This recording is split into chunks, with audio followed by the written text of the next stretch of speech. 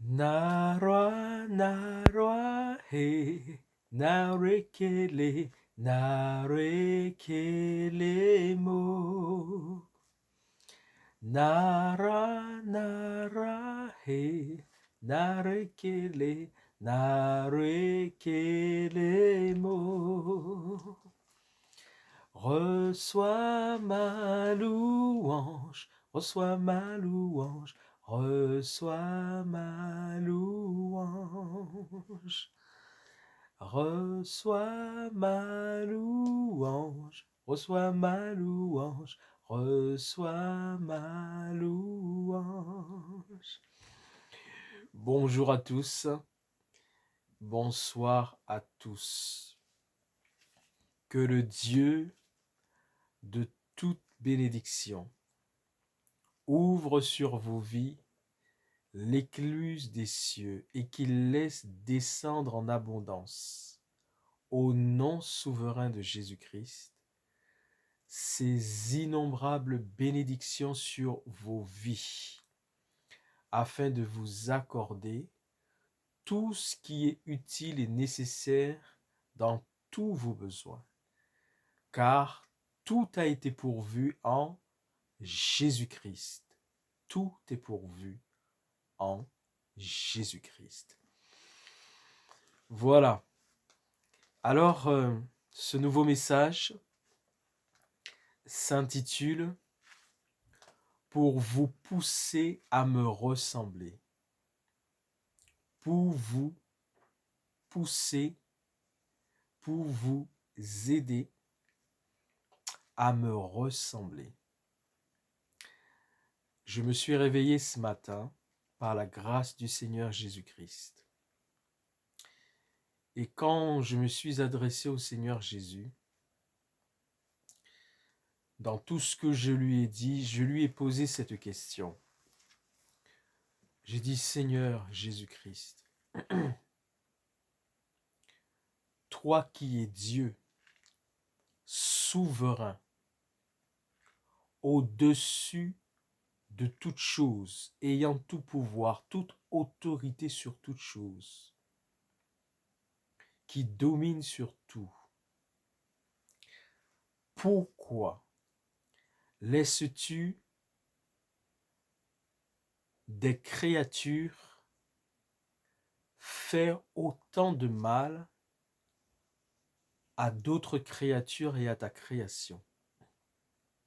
Pourquoi, alors, excusez-moi, alors que tu es Dieu, alors que tu es créateur, alors que tu es souverain, alors que tu es tout-puissant au-dessus de toute chose, pourquoi laisses-tu depuis des siècles des créatures à qui tu as donné la vie de faire autant de mal à d'autres créatures à qui tu as donné la vie et à toute ta création? Et donc, si vous compreniez bien ce que je demandais à Dieu, c'est pourquoi laisse-t-il le diable et tous les esprits impurs, ténébreux, les anges déchus, tous ceux qui sont avec le diable, tous ceux qui l'ont suivi dans sa rébellion contre Dieu, pourquoi Dieu les laisse-t-il depuis des siècles faire autant de mal aux hommes et à toute la création de Dieu? C'est à un moment donné, j'ai voulu demander cette question à Dieu. J'ai voulu. Vous savez, des fois, on soupire après le retour du Seigneur Jésus-Christ. En ce qui me concerne, il m'arrive des fois vraiment de dire, Seigneur, jusque à quand? Jusque à quand tarderas-tu à venir pour libérer, délivrer l'Église, ton corps, ton épouse, ta promise, ceux qui marchent avec toi et qui espèrent en toi le salut de leur âme? Jusque à quand attendront-ils que tu viennes? Chacun a sa relation avec Dieu, chacun a ce qu'il peut dire à Dieu dans sa relation intime avec Dieu. Mais ça m'arrive des fois, ça m'arrive de dire au Père, quand enverra-t-il le Seigneur Jésus-Christ prendre l'Église? Ça m'arrive de dire à Jésus-Christ, quand viendras-tu enlever ton Église? Et ce matin, quand je me suis levé dans mon moment de prière, vraiment, je me suis adressé de cette manière au Seigneur Jésus-Christ. Je lui ai dit, mais pourquoi? Pourquoi permets-tu à des créatures depuis des siècles de faire autant de mal à d'autres créatures et à ta création? Je vais vous dire ce qui est venu en moi. Je vais vous dire la réponse qui est venue en moi. Je vais lire d'abord dans Genèse chapitre 1 à partir du verset 26. Genèse chapitre 1 à partir du verset 26. Puis Dieu dit, faisons l'homme à notre image selon notre ressemblance, et qu'il domine sur les poissons de la mer, sur les oiseaux du ciel, sur le bétail, sur toute la terre, et sur tous les reptiles qui rampent sur la terre. Dieu créa l'homme à son image, il le créa à l'image de Dieu. Il créa l'homme et la femme. Dieu les bénit et leur dit, soyez féconds, multipliez, remplissez la terre et assujettissez-la. Assujettissez-la. Et dominez sur les poissons de la mer, sur les oiseaux du ciel et sur tout animal qui se meut sur la terre. Et je m'arrête là pour la lecture, je pourrais la continuer, je m'arrête là. Dieu créa l'homme à son image, à sa ressemblance, il créa l'homme et la femme à l'image de Dieu. Je parlais à Dieu de cette manière pour lui dire, mais pourquoi? Pourquoi permets-tu depuis des siècles à cet ange, car c'était un ange le diable, un ange qui était dans la présence de Dieu et qui occupait dans le royaume de Dieu une place prépondérante, et qui s'est rebellé contre son Créateur et qui a entraîné avec lui d'autres anges. Et ils sont des légions, des légions et des légions à faire du mal depuis des siècles. Pourquoi cela, Éternel? Pourquoi permets-tu cela? Je vais vous dire ce qui est venu en moi comme réponse. C'est pour vous pousser à me ressembler. C'est pour vous pousser à me ressembler. Dieu créa l'homme à son image et à sa ressemblance. L'homme était parfait quand Dieu l'a créé. Il n'y avait en lui aucun défaut, aucun mal et aucun péché. Il était donc à l'image et à la ressemblance de Dieu. Ce n'était pas une image physique de corps, un corps de chair et de sang, ce n'était pas ça l'image de Dieu. C'était Dieu dans son essence. Cet homme était parfait. L'homme que Dieu a créé était parfait. Il n'y avait en lui aucun mal, aucun défaut. Il était innocent, il était pur, il était saint, il était juste. Il ressemblait à son Créateur, créé à l'image de Dieu. Et ce qui est venu en moi comme réponse, c'est pour vous pousser à me ressembler. Pourquoi? Parce que, malheureusement, l'image de Dieu dans l'homme, elle a été détruite. Lorsque le serpent ancien qui est le diable est venu vers Ève pour mieux faire tomber Adam, car c'est ça sa stratégie. Il n'est pas allé directement vers Adam, mais il est passé par Ève pour faire chuter Adam. Adam et Ève, naturellement, les deux. Mais le but, c'était surtout d'atteindre Adam par Ève.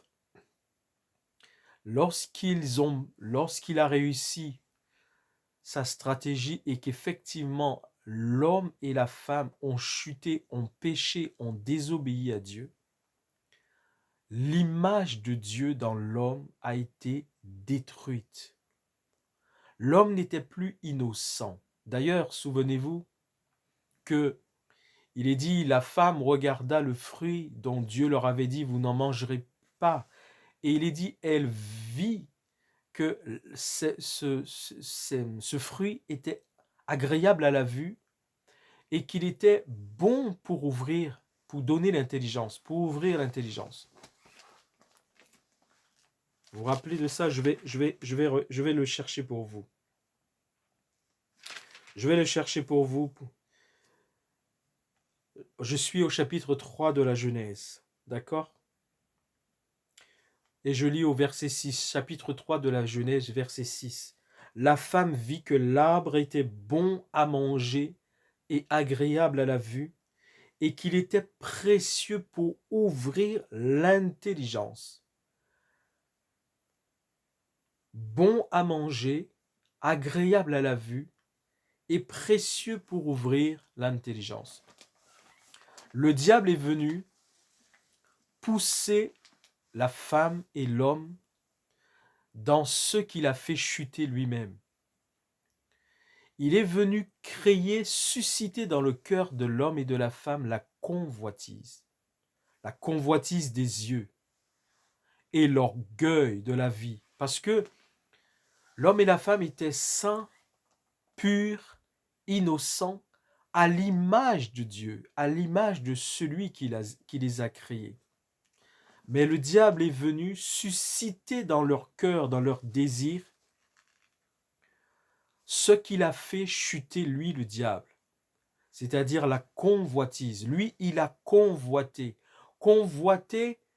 la position de son Créateur, convoité le pouvoir de son Créateur, convoité l'autorité de son Créateur. Son orgueil l'a poussé en ce sens-là. Et il est venu faire la même chose, pousser la femme et l'homme à convoiter. Donc il a utilisé la vue, le regard charnel, après avoir manipulé la femme dans ses discours.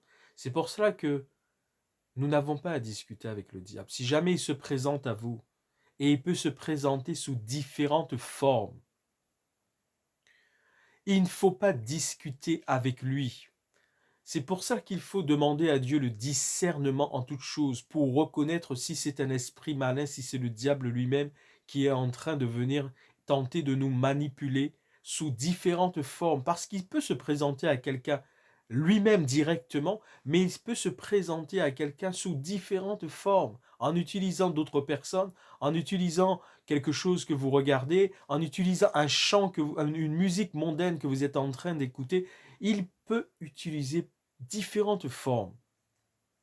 Et il est venu susciter dans le cœur, premièrement, de la femme, la convoitise des yeux. Elle vit que l'arbre était bon à manger et agréable à la vue. C'est la convoitise, puisque Dieu leur avait dit, vous n'y toucherez pas à cet arbre, vous n'y toucherez pas à ses fruits. Mais elle vit que cet arbre était bon à manger, agréable à la vue, et qu'il était précieux pour ouvrir l'intelligence.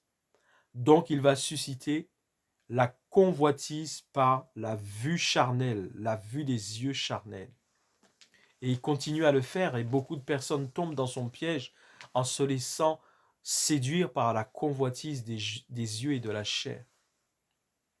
Et ensuite, il va susciter l'orgueil dans le cœur de la femme et de l'homme, parce qu'il dit, ensuite elle vit que cet arbre ce fruit était précieux pour ouvrir l'intelligence. Et vous savez, c'est pour ça que Dieu nous dit, nous ne devons pas aller au-delà de ce qui est écrit. Au-delà de ce qui est écrit. C'est-à-dire que ce qui est écrit est suffisant pour nous instruire, nous enseigner, nous éduquer dans les voies de Dieu. Il est vrai que Dieu peut faire beaucoup de révélations pour lesquelles nous n'avons pas tout à fait les détails dans la parole de Dieu. Mais faisons très très attention, soyons très vigilants. Parce que Dieu aussi fait des révélations pour lesquelles des fois, on n'a pas tout à fait les détails dans la parole de Dieu. Mais notre base, c'est la parole de Dieu. Notre fondement en termes de croyance, de connaissance, c'est la parole de Dieu. Et Dieu se révèle par sa parole et il nous révèle sa parole. Il a envoyé l'Esprit Saint qui, dans tout ce que le Saint-Esprit est venu faire, est un enseignant. Parmi tout ce qu'il fait, le Saint-Esprit, il est aussi là pour nous enseigner la parole de Dieu. Donc j'ai reçu ça en moi comme réponse, c'est pour vous pousser à me ressembler. Et j'ajoute ce que je n'ai pas encore dit, et cela prend beaucoup de temps. Parce que je disais, mais pourquoi, depuis tous ces siècles, tu laisses toutes ces créatures, le diable qui a entraîné d'autres anges, toutes ces créatures à faire autant de mal aux autres créatures, c'est-à-dire à l'homme que Dieu a créé à sa ressemblance, à son image, et à toute la création de Dieu. Et c'est cette réponse qui est venue en moi. C'est pour vous pousser à me ressembler, et cela prend beaucoup de temps. Cela prend beaucoup de temps. Car moi, mon essence, c'est moi-même. Dieu, son essence, sa personne, c'est lui-même. Il est juste, il est saint, il est parfait, il est excellent, il est bienveillant, il est amour, c'est sa personne. Mais en nous, dans l'homme, cette image qu'il avait aussi, avec laquelle il nous avait créés, elle a été détruite dans le jardin d'Éden. Et pour créer à nouveau cette image dans l'homme, ça prend beaucoup de temps, beaucoup de temps. Ça prend des siècles. Et le temps que ça prend, ça fait que ça laisse au maximum de personnes qui doivent naître sur cette terre de connaître Dieu, de renouer avec Dieu et de permettre au Saint-Esprit de créer à nouveau l'image de Dieu dans l'homme. Et ça permet à un maximum de personnes de bénéficier de cette possibilité de ressembler à Dieu et d'être sauvé. C'est pour ça qu'il est dit que Dieu ne tarde pas, mais qu'il use de patience. Il use de patience et de compassion. Il ne veut pas que les hommes soient perdus, il veut que le maximum soit sauvé. Il veut que tous parviennent à la connaissance de la vérité et soient sauvés. C'est ça qui est venu comme réponse à moi. C'est pour vous pousser à me ressembler. Et cela prend beaucoup de temps. Et dans tout ce qui est venu en moi, il est aussi venu en moi comme réponse, le diable a détruit lui-même mon image en lui. Il a lui-même détruit mon image en lui. Et c'est ce qu'il fait maintenant. Il passe son temps à détruire mon image en vous. C'est la suite de tout ce qui est venu en moi comme réponse. Il a lui-même, le diable, il a lui-même détruit mon image en lui. Et ce qu'il fait, c'est qu'il fait tous ses efforts pour détruire mon image en vous. Voilà toute la réponse qui est venue en moi par rapport à cette question que je posais au Seigneur Jésus-Christ. Pourquoi depuis tant de siècles, tu laisses des créatures, c'est-à-dire le diable, les anges déchus, tous les esprits impurs, ténébreux, pourquoi les laisses-tu? Parce que Dieu est créateur, Dieu est souverain, Dieu domine sur toutes choses. Il a créé un ange qui était l'ange de lumière, Lucifer, le porteur de lumière. Cet ange s'est rébellé contre lui. Et dans sa rébellion, il a entraîné d'autres anges avec lui. Et il y a maintenant des légions de ces esprits ténébreux qui, depuis des siècles, font du mal aux hommes créés à l'image de Dieu et à toute la création de Dieu. Ils font du mal depuis des siècles. Je disais, mais Seigneur, pourquoi? Depuis tous ces siècles, tu leur permets de faire tout ce mal, parce que tu es Dieu créateur souverain au-dessus de tout. Pourquoi leur permets-tu depuis tant de siècles? C'est pour vous pousser à me ressembler, et cela prend beaucoup de temps. Le diable a lui-même détruit mon image en lui. Et maintenant, ce qu'il fait, c'est qu'il fait tous ses efforts pour détruire mon image en vous. Mais le temps que ça prend, ça permet justement au plus grand nombre, au maximum, c'est-à-dire de toutes les personnes qui naissent sur la terre. Si Dieu venait à l'instant, les choses s'arrêteraient maintenant. Il y a tant de personnes qui seraient perdues. Et il y a tant de personnes à naître qui ne naîtraient pas et qui n'auraient pas cette possibilité de venir à Jésus-Christ et de pouvoir, en venant à Jésus, permettre à Dieu, au Saint-Esprit, de recréer l'image de Dieu en eux. Mais en usant de compassion, de patience envers tous, ça permet au plus grand nombre d'entendre l'Évangile, de se convertir à Jésus-Christ, de revenir à Dieu et de permettre à cette image que Dieu, avec laquelle Dieu a créé l'homme, d'être créée à nouveau dans l'homme.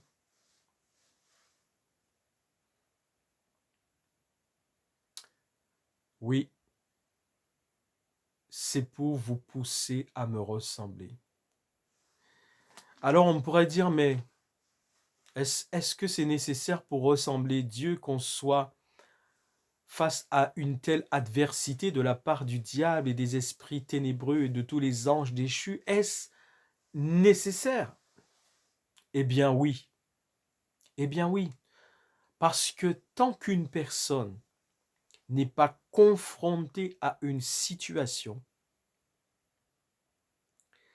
elle ne sait pas si elle va pouvoir réussir à surmonter la chose, à vaincre la chose et à résister. Souvenez-vous de Caïn et Abel. Caïn et Abel. Abel et Caïn, les fils d'Adam et Ève. Caïn était agréable à Dieu et son offrande sera aussi agréée de Dieu. Pardon, excusez-moi, je corrige. Abel, c'est totalement l'inverse. Abel était agréable à Dieu et son offrande aussi était agréable à Dieu. Mais Caïn déplaisait à Dieu et lorsqu'il apportait son offrande à Dieu, Dieu n'agréait pas son offrande. Et par jalousie et par haine envers son frère Abel, le désir de tuer son frère, la haine qui était dans son cœur, a fait que ça a créé en lui une telle colère qu'il avait pour but de tuer son frère. La jalousie maladive. Que lui dira Dieu? Que lui conseillera Dieu? Dieu lui dira, le mal se couche à ta porte. À Caïn. Dieu dit à Caïn, le mal se couche à ta porte. Mais toi, domine sur lui. Le mal se couche à ta porte, mais toi, domine sur lui. Tant qu'on n'est pas confronté à quelque chose, à une situation, on ne peut pas la vaincre, on ne peut pas la surmonter, on ne peut pas réussir. Pardon. Tant que l'on reste dans la théorie, on n'a aucune expérience d'une situation donnée, d'une épreuve, d'une chose à laquelle on doit être confronté. Tant qu'on n'est pas confronté à une chose, on ne sait pas si on va réussir. On ne sait pas si on va vaincre, on ne sait pas si on va surmonter, on ne sait pas si on va dominer la chose, on ne sait pas si on va réussir. Il faut être confronté à une situation pour expérimenter la chose, et c'est dans cette expérience qu'on voit si on arrive à vaincre. Et en fait, le fait que l'homme soit confronté à l'adversité du diable et des démons et de tous les esprits ténébreux, le fait que l'homme soit confronté à cette adversité de la part du monde des ténèbres, c'est ça qui va pousser l'homme à chercher Dieu et en cherchant Dieu, à pouvoir vaincre le diable. Mais tant que l'homme n'est pas confronté au diable, tant que l'homme n'est pas confronté à l'adversité que suscite le monde des ténèbres contre les hommes sur cette terre, tant que l'homme n'est pas confronté à cette adversité, il ne pourrait pas vaincre cette adversité, la surmonter, la dominer et réussir à être plus forte, à sortir de ce monde des ténèbres pour être à Dieu et ressembler à Dieu. Il ne pourrait pas. S'il n'était pas confronté à cette adversité du monde des ténèbres, il ne pourrait pas. Ce serait que de la théorie. Il faut absolument que l'homme expérimente cette adversité de la part des ténèbres. Voilà pourquoi, en fait, quelque part, ce que fait le diable, donc tous les hommes sont confrontés à cette adversité. Tous ont péché et sont privés de la gloire de Dieu. Ils sont gratuitement justifiés par le moyen de la rédemption qui est en Jésus-Christ. Ce n'est qu'une fois que l'homme est confronté à l'adversité du monde des ténèbres qu'il peut en Jésus-Christ, car cela n'est possible qu'en Jésus-Christ. Il peut en Jésus-Christ, au nom de Jésus-Christ, par Jésus-Christ, avec le soutien du Saint-Esprit et le regard du Père éternel, c'est là seulement qu'il peut surmonter, vaincre, dominer cette adversité.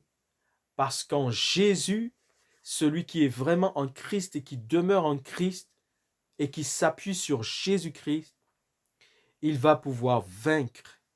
Et ce n'est que comme ça que l'homme va pouvoir réussir, vaincre et dominer sur le diable et le monde des ténèbres. Et ce n'est que là, malgré tout ce qu'il peut vivre de mal,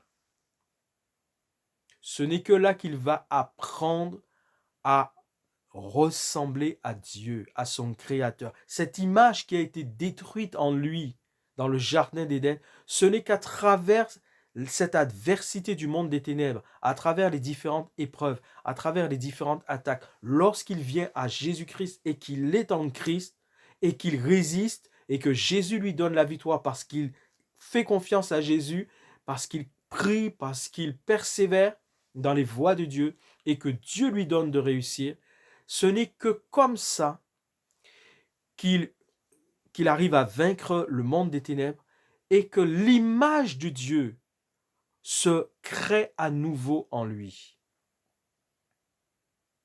Par exemple, quand il a des ennemis, Dieu lui dit, priez pour vos ennemis, bénissez vos ennemis, faites du bien à vos ennemis, ne maudissez pas, bénissez car c'est à cela que vous êtes appelés. C'est quand il est dans cette situation et qu'il arrive en Jésus-Christ, au nom de Jésus-Christ, avec le soutien de l'Esprit Saint, à vivre la parole de Dieu, à faire ce que Dieu lui demande de faire. Dans le cas que je viens de citer, par exemple, face à des ennemis, eh bien, c'est l'image de Dieu est créée à nouveau en lui quand il ne répond pas au mal par le mal, par exemple.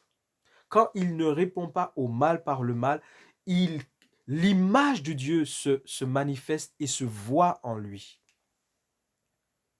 C'est pour vous pousser à me ressembler. Et cela prend beaucoup de temps. beaucoup de temps.